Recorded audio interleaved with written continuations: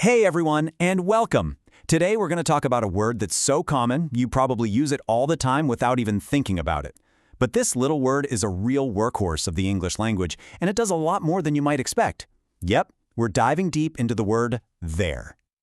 Okay, so right off the bat, let's just get this out of the way. You've got there, and there. They all sound exactly the same, which is a classic trip-up for anyone learning English. These are called homophones. Now, we could spend all day on all three, but today we're going to zero in on just that first one, because there, well, it's got a few secret identities we need to uncover.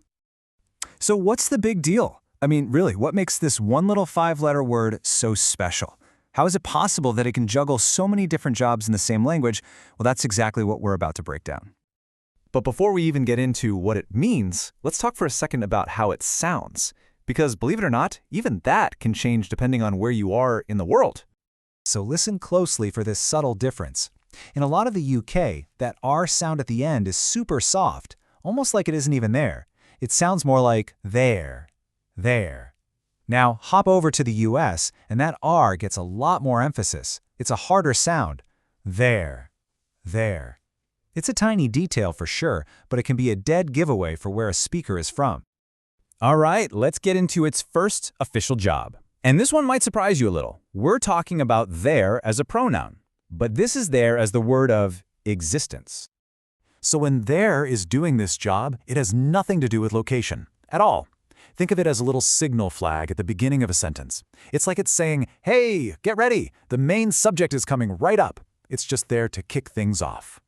Take this sentence for example. There is a problem here. See what's going on?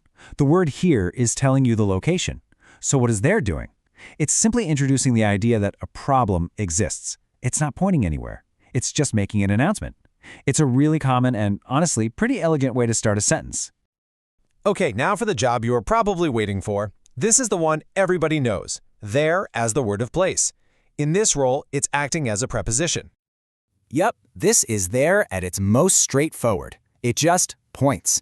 It simply means that place. So whether you're talking about being in that place, at that place, or going to that place, there is your go-to word. For instance, look at this. We left for Ottawa and arrived there at 7. It's pretty obvious, right? There just stands in for Ottawa.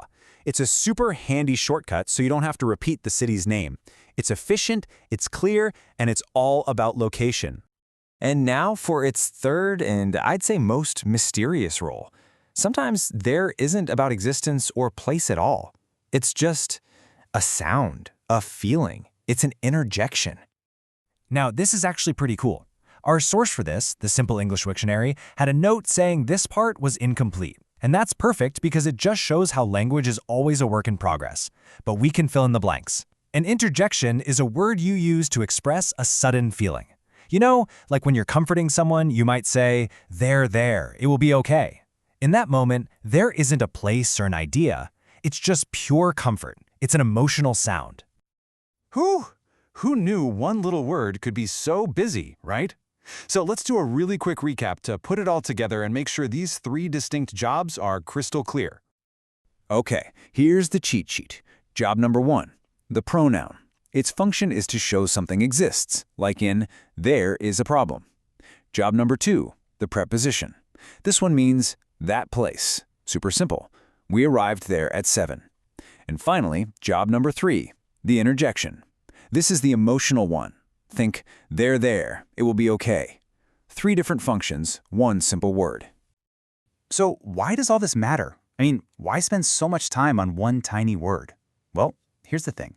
Becoming fluent isn't just about learning big, impressive vocabulary.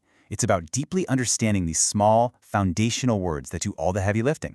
When you really get a word like there, you're taking a giant leap toward real fluency and confidence.